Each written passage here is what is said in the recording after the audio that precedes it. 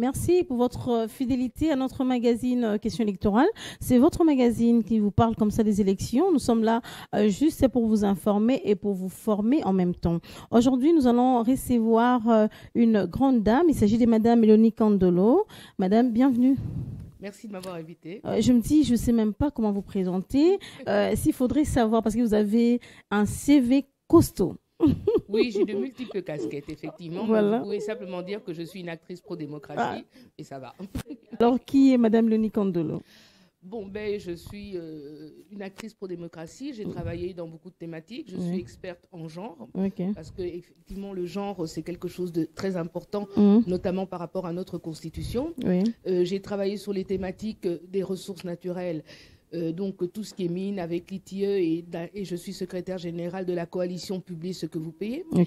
Alors je travaille également comme consultante et comme coach dans plusieurs organisations. J'ai été consultante notamment à la Banque mondiale, je suis consultante de des organisations nationales comme Afiamama, internationales comme ISDD et la Fondation Hans Seidel, pour ne citer que ça. Mais disons que je fais beaucoup de choses. Et j'aime ça. J'ai aussi travaillé beaucoup dans les élections, surtout en 2011, où j'ai dirigé une mission d'observation quand même qui comptait plus de 10 000 personnes. C'était les missions d'observation de la société civile. Donc voilà, c'est un petit peu ça. Pour le moment, je travaille comme formatrice avec... même sur le programme des élections, nous le faisons aussi. Voilà. C'est pourquoi on vous reçoit. Voir une dame activiste des droits de l'homme, c'est ça. Moi, je préfère vous voir comme ça. D'abord, activiste des droits de l'homme, comment vous vous sentez là en tant que femme? Parce que il faudrait lui dire que dans le régime actuel, vous êtes un peu reposée, mais dans l'autre régime, c'était tout le temps sur terrain, de marches de soutien, des protestations, tout ça. Mais qu'est-ce qui vous a poussé à prendre ce chemin? Écoutez, les droits de l'homme, c'est la base de la démocratie. Donc, nous aspirons à une démocratie la meilleure qu'elle soit. Donc, pour que cette démocratie puisse se mettre en place, il faut respecter les droits de l'homme. Parce que les droits de l'homme, ce n'est pas seulement le droit de vote. Il y a beaucoup de droits. L'accès à l'eau, l'accès à l'électricité, tout ça, ça fait partie des droits de l'homme. L'accès à l'éducation, la parité. Donc, toutes ces choses-là font partie des droits de l'homme. Et si nous voulons aller cheminer dans le développement, il faut que les droits de chacun soient respectés. La justice fait partie des droits de l'homme. Est-ce que vous pouvez construire un pays sans justice? Ce n'est pas possible. Vous voyez, est-ce qu'on peut construire un pays sans transparence, c'est-à-dire par rapport à la corruption, par rapport à la gestion? Non. Donc tout ça, ça fait partie des droits de l'homme. Les gens ont toujours l'impression que les droits de l'homme, c'est quand les gens vont en prison. Non. Les droits de l'homme, c'est un ensemble. Quand les gens revendiquent leurs droits. Oui, revendiquent. Mais les droits, vous devez les revendiquer. C'est obligatoire. Mais maintenant, ça fait longtemps que vous avez commencé cette lutte. Est-ce qu'il y a quand même des résultats escomptés? Est-ce que la démocratie a vraiment trouvé sa place en RDC? Mais déjà, je vais vous dire que par rapport à la liberté de parole, la liberté de la presse, il n'y a pas photo. Moi, j'ai fait 1 an et 26 jours en clandestinité pour avoir organisé les marches du CLC. Donc, quelque part, la liberté de parole a énormément changé.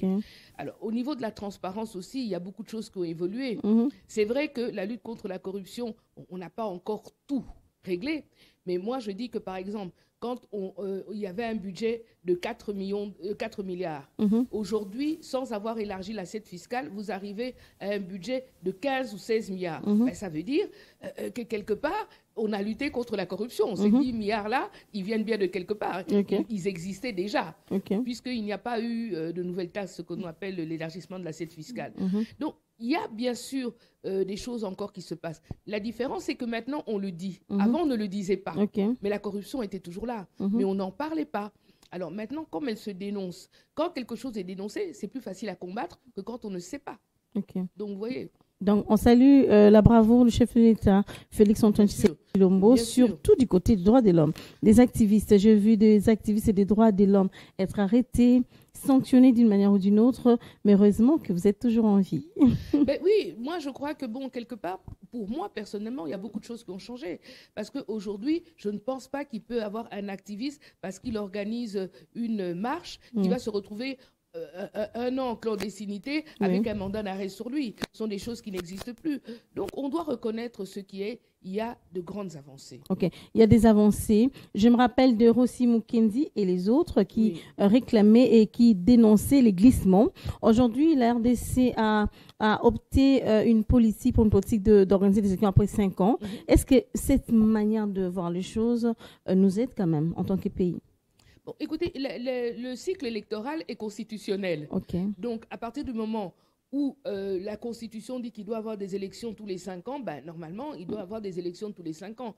En fin de compte, dans le régime passé, c'est qu'il y a eu un dépassement de 2 ans. Okay. Oui, il devait avoir des élections en 2016 et elles ont eu lieu en 2018. Et vraiment, c'est un glissement. Elles sont venues au forceps. Hein, s'il n'y avait pas eu les marches avec le CLC et toutes les morts qu'il y a eu avec. Parce qu'il ne faut quand même pas oublier aussi... Kapangala et tous les autres, ils ont payé de leur vie pour qu'il y ait des élections en RDC. Ces choses-là, il ne faut pas les oublier. Aujourd'hui, ça n'existe plus. Donc, quelque part, il y a de sérieuses avancées avec le président. Vous pouvez pousser maintenant un ouf de soulagement. Enfin, on est là. Après 5 ans, on ira encore aux élections. Oui, moi, personnellement, je pousse un ouf de soulagement. Je pousse à nous, parce que nous l'avons vécu dans notre chair. Donc, quelque part, pour nous, c'est des avancées. D'accord. Alors, madame, messieurs, avec madame Léonie Kandolo, nous allons parler de cette opération d'enrôlement et d'identification des électeurs. Mais avant cela, on va suivre le point de presse qui a été organisé par la CENI, un point de presse qui a été animé par madame Patricia Sia. Papa Freddy, on suit ce point de presse, juste un extrait, et on se retrouve tout juste après. Communication de ce jour porte ainsi sur 3 points. 1. Le monitoring de première et deuxième ère opérationnelle. 2. La formation dans la 3e ère opérationnelle. Et 3. La prise en charge des quelques kits qui posent des soucis. Du monitoring de la première ère opérationnelle. L'enrôlement dans la première ère opérationnelle, lancé le 24 décembre 2022, a été prolongé de 25 jours, soit du 24 janvier au 17 février 2023, pour permettre aux requérants en retard d'obtenir leur carte d'électeur. Après la ronde dans plusieurs centres d'inscription, le constat est plus que positif au regard de l'engouement de la population et des statistiques actualisées à notre disposition. Preuve que les Congolais en âge de voter et remplissant les conditions sont déterminés à jouer leur rôle de souverain primaire.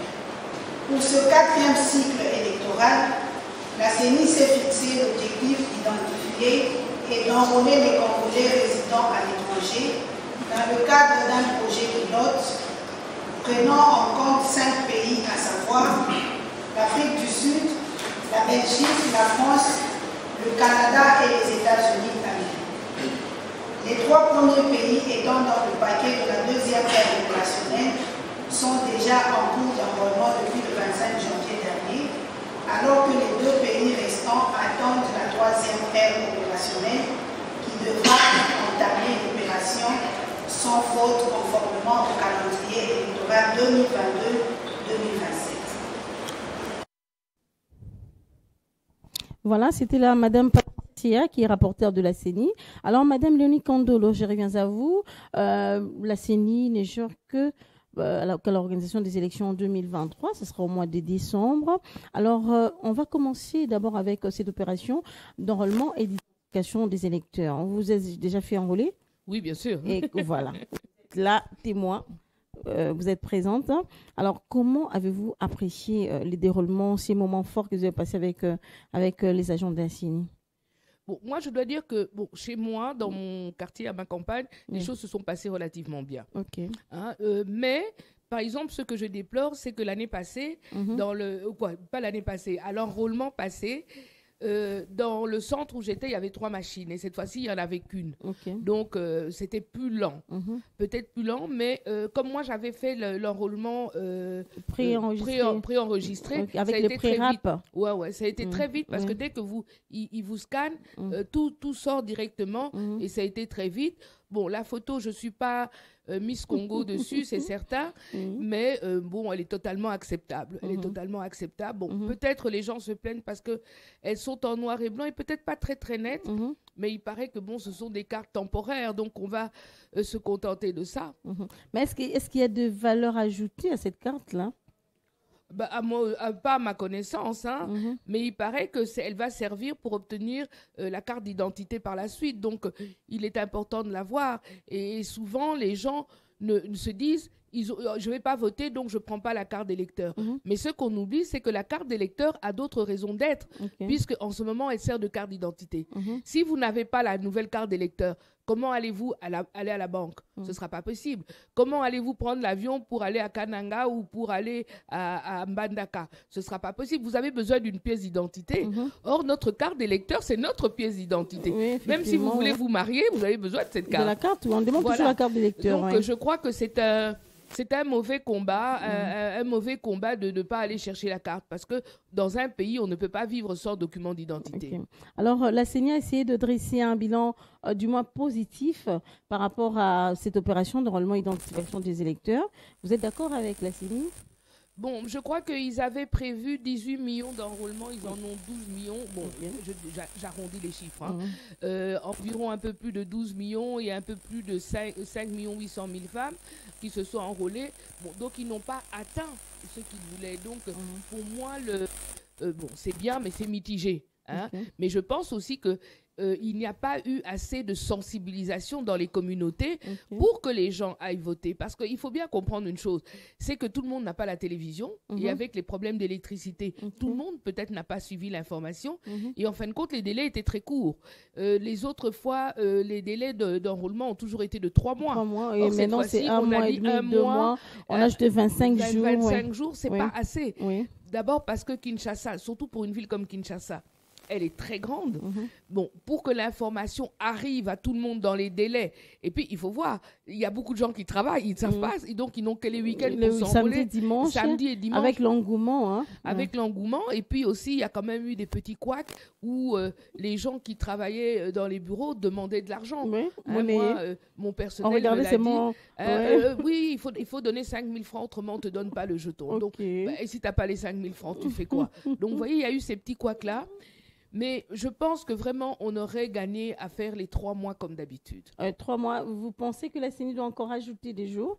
Bon, moi, je ne pense pas... Pour la première ère opérationnelle. Bon, moi, je ne sais pas s'ils doivent ajouter des jours, mais ils auraient dû y penser avant. Et puis, il faut voir aussi qu'à l'intérieur du pays, les distances ne sont pas les mêmes. C'est ça, Quand vous habitez à Bendadibele, pour aller trouver votre centre d'enrôlement, ce n'est pas comme nous qui traversons la rue.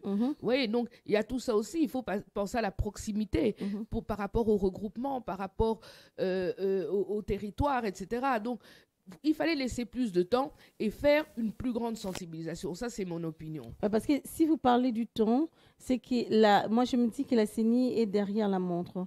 Donc, elle s'est dit en elle-même qu'il y aura des élections en décembre 2023. Nous sommes déjà au mois de février, bientôt ça sera mars. Et s'il faut prendre 3 mois juste, c'est pour l'opération normalement d'identification des électeurs. Et alors, pour les autres, qu'est-ce qu'on fera? Alors, qu'est-ce qui n'a pas marché? Vous avez épinglé par rapport aux machines. Il y avait qu'une seule machine dans les centres d'inscription. Qu'est-ce qui n'a pas marché pour que la CENI améliore au moins dans cette deuxième ère opérationnelle? Bon, mais je crois que c'est la formation aussi des opérateurs. Est-ce qu'on a eu le temps de bien les former? Parce que quand vous dites le temps par rapport aux autres étapes, mais non, l'autre étape, c'est le dépôt des candidatures. Je crois que ceux qui ont envie d'être candidats se préparent déjà. Économisent déjà. Voilà, ils auraient déjà dû économiser parce que c'est quand même les élections en RDC, ça coûte cher être candidat. Donc, ils ont déjà commencé. Donc, le problème, c'est de laisser le temps et surtout d'avoir bien sensibilisé les communautés, les communautés de base. Comme je dis, tout le monde n'a pas la télévision, tout le monde ne suit pas les informations. et aussi la disponibilité des gens. Oui, d'abord, on a commencé aux périodes de fête. Hein, je me rappelle, d'ailleurs, il y a beaucoup de gens... C'était le 24 décembre. Voilà, donc c'était déjà Noël. Les gens, ils avaient la tête ailleurs. Noël, Nouvel An, on a la tête totalement ailleurs. Chacun cherche de quoi faire plaisir à sa famille, à ses enfants, etc.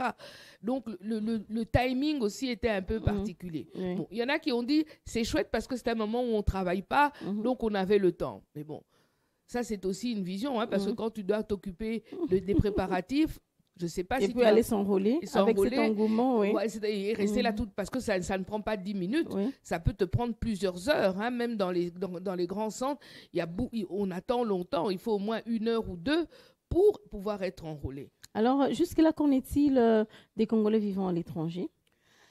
Jusqu'à présent, les échos sont bons. Hein, d'abord, eux, ils sont très heureux parce que c'est la première fois. C'est une très grande avancée que nous avons avec le président Félix Tshisekedi. C'est que les Congolais de la diaspora, donc de 5 pays, vont pouvoir participer aux élections. C'est quelque chose de positif. D'abord parce que ça les rattache au pays. Hein, ça va les rattacher au pays et essayer d'avoir une vision plus claire de ce qui se passe. Parce que souvent, les Congolais qui vivent à l'étranger, moi-même ayant vécu longtemps à l'étranger, souvent on n'a pas la bonne information. Et là aussi, ça va permettre aux ambassades d'identifier les Congolais. Parce que jusqu'à présent, il y a très peu de Congolais qui ont des cartes consulaires. Je ne sais d'ailleurs même pas si ça existe. Hein, je ne vais pas affirmer ou infirmer. Mais au moins, on pourra recenser aussi les Congolais qui habitent à l'étranger. C'est important de connaître sa diaspora, de savoir le nombre, les identifier, hommes, femmes, etc. et ce qu'ils font à l'étranger. Mais ils auront quand même la facilité de s'enrôler. Ah, mais en tout cas, d'après les photos que j'ai vues et d'après mes amis qui j'ai 2 ou 3 amis qui ont été se faire enrôler, ils avaient beaucoup plus de machines que nous. Hein. En tout cas, en France, les a privilégiés, c'est ça. Il me semble, hein, parce que j'ai vu les photos à l'ambassade à Paris. Bon, moi, je n'ai vu que les gens qui se sont fait enrôler à Paris. Ils avaient beaucoup de machines et le témoignage était très positif. Hein, très positif. Alors, vous étiez, voilà, on parle du passé. En 2011, vous étiez parmi les observateurs, tout ça, des élections. Vous avez pu remarquer aussi, déceler quelques erreurs que vous ne voudriez pas que la CENI refasse. Alors, par rapport à ces travaux que vous avez fait en 2011, qu'est-ce que la CENI peut faire pour améliorer? Mais je crois que, vous savez, le travail d'observateur est un travail qui est assez particulier parce que l'observateur commente ce qu'il se fait. Commente à tel endroit, il y a eu telle chose qui ne se sont pas bien passées. Il faudra bien respecter les horaires d'ouverture des bureaux. Il faudra laisser l'accès aux témoins. Mais par rapport aux témoins, il y a toujours le problème, c'est qu'en RDC, il y a énormément de partis politiques. Alors, si tous les candidats... Hein, vous-même, vous avez déjà vu le nombre de candidats qu'il peut avoir dans une circonscription. Si tous les candidats ont un témoin, c'est très compliqué. Donc, les témoins doivent rentrer par roulement. Ils doivent rentrer par roulement et pouvoir obtenir les documents donc à la fin du dépouillement. Mais ils doivent aussi afficher. Normalement, les résultats doivent être affichés dans les bureaux. Donc, il serait très important que dans le bureau des votes par bureau des votes. Normalement, ça doit être affiché. Et communiquer directement au candidat. Et vous avez autant de voix dans ça, c'est le travail du témoin. Donc, il peut le photographier à la limite. Hein, quand le dépouillement est terminé, avec les appareils maintenant, tout le monde peut photographier. Donc, je crois que ça va être ça. Et puis, comment sont remontées les données? Oui, parce qu'avec le vote électronique aussi, il faut savoir comment vont être remontées les données. Ce sera important aussi à savoir. Mais bon, moi, je crois que globalement, les élections se sont bien passées. Mais de toute façon, nous savons qu'en Afrique, il n'y a jamais d'élection que les candidats ont accepté. Que vous allez au Gabon, qu'à Brazza, au Sénégal, tout le monde conteste toujours. On crée toujours la tricherie. Si même les États-Unis arrivent à contester, alors vous vous rendez bien compte que chez nous, dans les pays qui sont moins avancés, il y a beaucoup de contestations. Par contre, ce que moi, je n'admets pas vraiment, ce sont certaines déclarations qui sont faites par des missions ou des personnalités étrangères qui s'arrogent presque le droit de nous juger, même d'avoir commencé. D'abord, nous sommes un pays souverain, donc l'observation électorale, quand vous en suivez les codes, la déontologie ne peut pas proclamer des élections, un vainqueur. Il peut dire il y a eu des anomalies, il y a eu ceci, il y a eu cela. Donc, peut-être, nous ne sommes pas d'accord réellement avec le résultat. C'est tout ce qu'une observation. Mais non, en fait, les observateurs n'ont pas le pouvoir leurs paroles ne sont pas considérées. C'est ça, c'est ce que vous voulez dire. C'est pas qu'elles ne sont pas considérées. À quoi ça sert alors? Mais non, mais ça sert à dire, je peux dire, à tel bureau, à ma campagne, il s'est passé telle chose. Donc vous dénoncez les choses qui se sont pas bien passées. Mais c'est tout. C'est ça une observation. Quand vous observez. Parce que j'observe, je suis observatrice pour voir ce qui se passe et d'essayer de dire dénoncer. Non, ça ne marche pas, tout mais ça. Oui, mais c'est ça un observateur. Autrement, on aurait dit que ce seraient des acteurs. Quelqu'un qui observe n'agit pas. Donc, il peut dénoncer, il peut dire des choses. Tel endroit, ça ne s'est pas bien passé. Nous ne sommes pas, avec toutes les anomalies que nous avons vues, nous disons que le résultat prête à discussion, mais ils ne peuvent pas dire tel candidat a gagné, par exemple. Mais il y a quand même un juge électoral qui peut trancher en cas de problème des contentieux. Oui, mais ça, c'est autre chose. Le contentieux, c'est un individu qui va en justice. Ça, il a le droit. Mais quand vous allez en justice pour un contentieux électoral, vous y allez avec les documents de vos témoins. Vous ne pouvez pas aller avec les documents d'un observateur. Ce n'est pas permis par la loi. Donc, vous voyez bien que le rôle n'est pas le même. C'est pour ça que, pour les candidats, il est très important d'avoir des témoins dans les principaux bureaux des circonscriptions où ils se présentent. Ok. Alors, vous l'avez dit tantôt là, en Afrique, les élections ne sont jamais crédibles. Mais du moins, la RDC, c'est un pays démocratique. Nous voulons que la démocratie trouve réellement sa place en République démocratique du Congo. Alors, qu'est-ce que la CENI de Kadima peut faire cette fois-ci pour qu'il y ait au moins une crédibilité dans les élections de 2023? Bon, je n'ai pas dit que les élections, les résultats n'étaient pas crédibles. J'ai dit qu'ils sont contestés. Ce n'est pas la même chose. Donc, ce sera la même chose. C'est d'avoir le plus de transparence possible. Oui, quand il y a la transparence, c'est facile. Quand les résultats sont affichés, etc., c'est toujours beaucoup plus facile. Donc, en fin de compte, la vraie solution, c'est la plus grande transparence possible. Donc, publier bureau de vote par bureau de vote, soirée électorale. Voilà, vraiment publier, respecter vraiment la loi telle qu'elle est inscrite. Et voilà, et comme ça, on a les résultats, et puis voilà. Mais vous savez, c'est pas seulement, comme je dis, en RDC qu'il y a des contestations. Même en Europe, les candidats vont parfois jusque dans les tribunaux pour régler leurs contentieux électoraux. Ça arrive partout. Espérons qu'en 2023, il n'y aura pas des députés nommés, comme les uns les disent. Vous savez, moi, je ne m'engage jamais dans ces voies-là, parce que personne ne peut prouver que tu as été nommé. Alors, ceux qui le disent, et eux-mêmes parfois sont députés, alors je me demande, donc, il y en a qui sont moins nommés que d'autres? Parce que si toi, tu dis que les autres sont nommés, c'est que toi aussi, peut-être, tu as été nommé. Donc, oui, moi, dans ces voies-là, je m'engage peu. Alors, est-ce que vous avez eu le temps, Madame Léonie Kandolo, de voir la révision du fichier de la loi électorale? Oui, la loi électorale a été modifiée, mais très peu. Quels sont les points qui ont été modifiés? Bon, moi, je crois que pour une des plus grandes modifications, pour moi, c'est la loi sur la recevabilité des listes, où il faut présenter au moins 60% des candidats pour la députation nationale. 60%, Oui, c'est-à-dire que comme il y a 500 députés, il faut présenter au moins 300. Et si vous arrivez à présenter la moitié de femmes, vous ne payez pas vos listes. Pour moi, ça, c'était la plus grande avancée. Le reste, parce que vous êtes une femme, c'est normal. non, mais ça va pousser vous les partis... classez déjà du côté des femmes. Non, même pas. Maintenant, là, vous êtes activiste des droits de femmes. Non, mais ça va pousser les partis politiques à mettre des femmes sur leur liste. Et bon, parce que les femmes sont étouffées au sein des partis ou quoi? Bon, je ne sais pas. Peut-être qu'elles ont moins de courage ou que...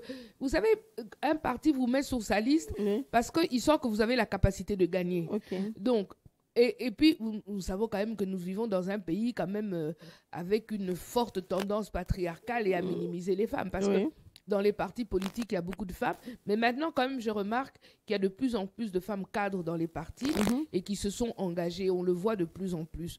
Donc, je crois que ce sera une bonne chose. Elles pourront faire jouer ça dans leur parti politique parce que c'est une grande économie d'argent. Une grande économie d'argent.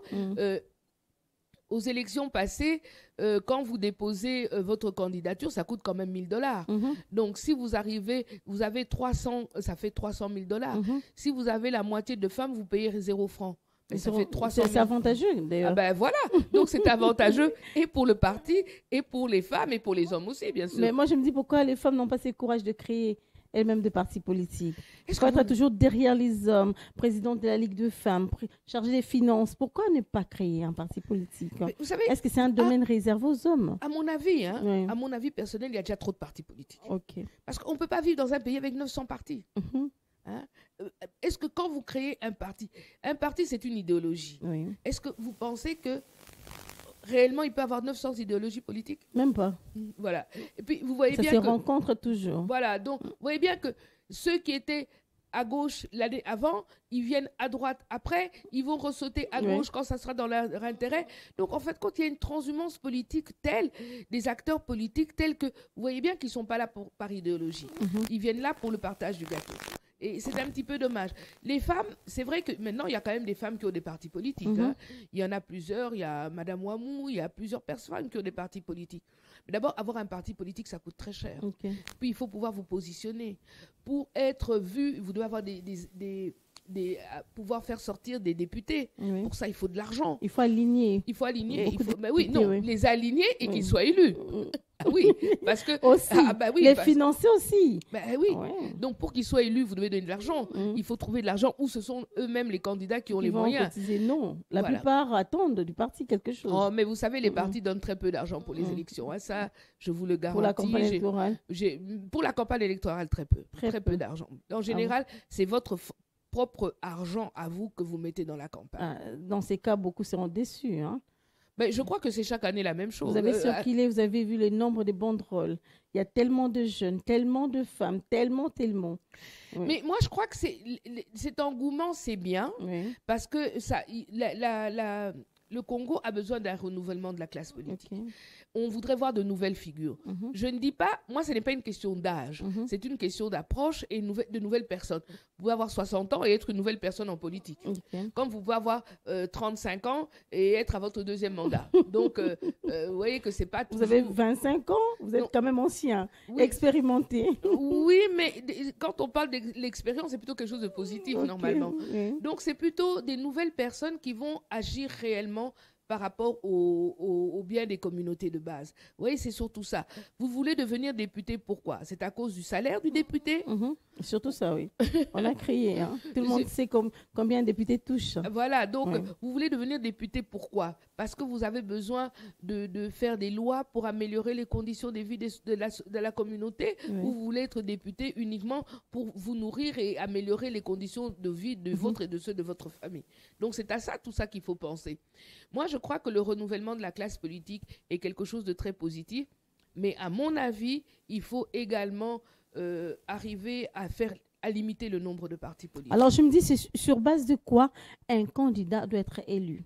Parce qu'on a vu en RDC, à Kinshasa précisément, pour être élu, il faut donner un sac de riz, il faut donner les polos, casquettes, il faut toujours donner des pagnes, tout ça. Alors, c'est sur base de quoi un candidat peut être élu?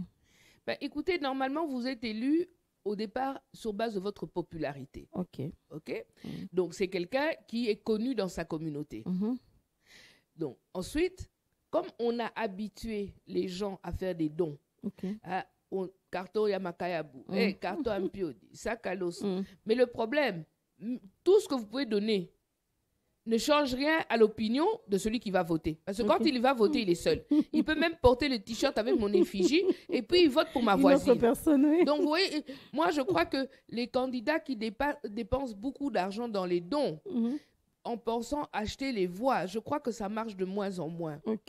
Parce qu'en fin de compte, l'électeur est seul. Alors, les gens disent, oui, le vote est souvent sociologique et souvent tribal. Moi, je dis, je ne pense même pas, parce que si vous êtes dans une communauté, dans une communauté à l'intérieur du pays où tous les gens sont de la même communauté sociologique, donc le choix se fait sur d'autres bases. Je crois qu'il faut aussi le discours et votre implication dans la communauté. Oui, vous verrez d'ailleurs qu'il y a toujours un très grand renouvellement des députés nationaux.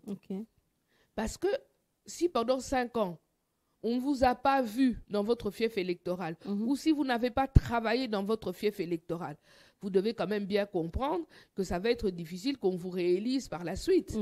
Vous comprenez? Donc, il y a aussi tout ce besoin de changement. Oui, il y a des zones où vraiment vous êtes déçu, vous dites « Ah, mais cette personne est députée depuis 2, 3, c'est le 4e cycle, il est toujours là, mais il n'y a même pas une école correcte. Bon, ils vont juste... Il n'y a même pas de route. Il n'y a pas de... Même dans ton village, il n'y a pas d'école. Les vacances, c'est en Europe. Ah, voilà. Vous ne retournez pas à la base. À la base, oui. Là, ce qui va peut-être les sauver maintenant, c'est le programme des 145 territoires. C'est ça. Vous changez traitement de quartier. Voilà. Vous êtes maintenant à Gombe avec des policiers. Donc, donc impossible de vous attendre. Voilà, c'est ça aussi.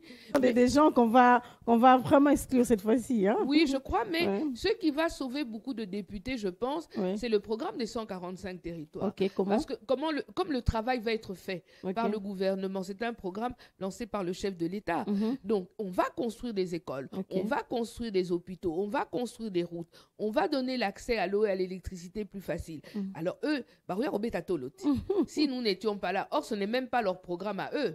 Oui, c'est un programme du gouvernement. Mais beaucoup, ce sont les députés provinciaux, mais qui sont aussi sacrifiés. C'est aussi les problèmes. Bon, moi, je ne sais pas, honnêtement, je ne sais pas vraiment à quoi servent les députés provinciaux globalement. Il y a certaines provinces où ils travaillent vraiment, mais il y en a d'autres. Combien d'édits ont-ils fait qui font changer la vie des communautés? C'est ça aussi. Et c'est aussi parce qu'ils accumulent des arriérés de paiement. Apparemment, ils sont négligés. Par rapport aux députés nationaux. Mais ils sont négligés par rapport à quoi? C'est leur province qui doit les payer. C'est leur province qui doit produire de l'argent. Tous les députés provinciaux n'ont pas des problèmes. Hein. Ça, c'est des problèmes de mégestion, globalement. Hein. Voilà. Madame Léonie Kabengele, nous allons chuter bientôt. Kandolo. Excusez-moi. J'ai sacrifié votre nom. Ah oui, mon père, où il n'est pas content. Je l'ai massacré totalement, là. Alors... est-ce que vous pensez qu'il y aura élection en 2023, décembre 2023? Selon ce qu'on voit, enrôlement, ça prend 3 mois, la possibilité, les moyens techniques, est-ce qu'il y aura élection en 2023? À mon avis... La CENI sera à mesure d'organiser. Est-ce que les conditions sont réunies? À mon avis, le chef de l'État dit qu'il y aura élection, donc moi je le crois. Voilà, pourquoi je ne le croirais pas. Quand on dit qu'il y a des régions qui sont un peu, qui ont des problèmes, etc., mais la guerre à l'Est, il ne faut pas oublier qu'elle existe depuis plus de 30 ans. Hein. Elle n'a pas commencé avec le président Félix Tshisekedi. Donc, comme qui diront, on ira aux élections sans l'Est. Peut-être avec l'Est, il y a une partie de l'Est toujours qui a voté. Donc, on verra. Et puis, on ne sait pas ce qui va arriver dans 6 mois. Personne, on n'est pas des devins, on n'est pas des prophètes. Moi, surtout, je n'aime pas être un prophète de malheur. Donc, pour moi, la Constitution dit qu'il y a élection. Le chef de l'État dit qu'il y aura des élections. La CENI met les choses en place. Peut-être pas au rythme que nous souhaitons, mais met les choses en place pour qu'il y ait des élections. Donc, moi, je dis qu'il y aura des élections. Voilà. Votre CV, vous êtes aussi activiste des droits de l'homme. J'aimerais bien que vous puissiez aussi placer un mot par rapport à cette situation de Goma. Mais écoutez, la situation de Goma dépasse la situation vulgaire des droits de l'homme parce que c'est une situation de guerre quasiment. Ça dépasse, oui. Donc, mais cette fois-ci, c'est la population qui descend dans la rue pour revendiquer, pour fustiger, pour marcher. Oui, là, je les comprends parce qu'ils sont excédés. Par exemple, la MONUSCO a tué des civils. Par rapport aux droits de l'homme, c'est quelque chose de grave parce que la MONUSCO est là pour protéger les civils. Donc, j'espère, je souhaite, j'exige même qu'il y ait une enquête pour savoir ce qui s'est passé pour que la MONUSCO puisse tirer sur des civils. Moi, je voulais entendre, oui. Hein? Oui. Ouais, ça, c'est quelque chose... Là, il faut dénoncer, il faut écrire. Ah, oui, mais on l'a déjà fait. Plusieurs activistes ont déjà écrit pour dénoncer cette situation. Parce que quand ils doivent protéger les gens, ils sont « Ah non, nous, on ne pouvait pas faire ça. On ne pouvait pas aller là. » Mais vous arrivez à tuer des civils que vous êtes censés protéger. C'est quelque chose de très grave. Alors, vous allez lancer un message, Madame Léonie Kandolo, un message à cette population congolaise qui va peut-être être candidat aux élections législatives ou bien présidentielles. Vous allez lancer un message, dire un mot par rapport à la ligne de conduite très rapidement. Bon, je crois surtout qu'être candidat, c'est quelque chose de positif parce que c'est un engagement citoyen. Donc, ceux qui veulent être candidats doivent l'être pour le bien-être de la communauté, avec une vraie vision de développement, avec une vraie vision de ce qu'ils vont faire pour le bien-être commun.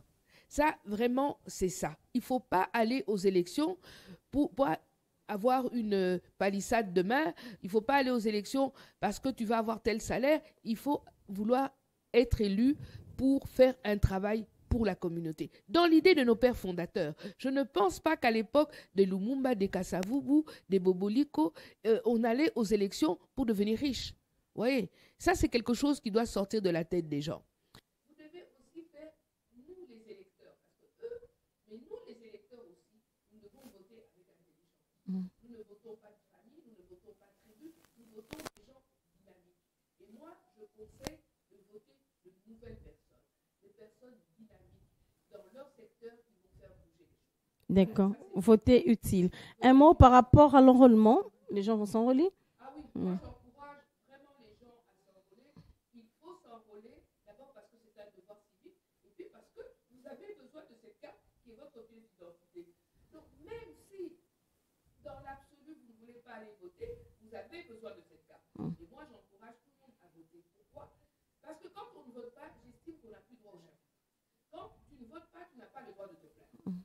Toi-même, tu ne t'es pas déplacé pour faire voter ton frère et dire ton champion, donc tu n'as plus le droit de parler.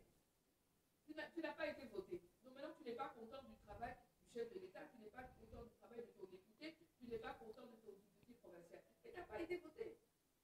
Alors, pourquoi tu n'as pas été voté? Il fallait aller voter pour ton champion. Une voix, c'est une voix. Donc, à chacun sa part. À chacun sa part. Merci beaucoup, Madame Léonie Kandolo, d'avoir répondu à toutes nos questions et à notre invitation.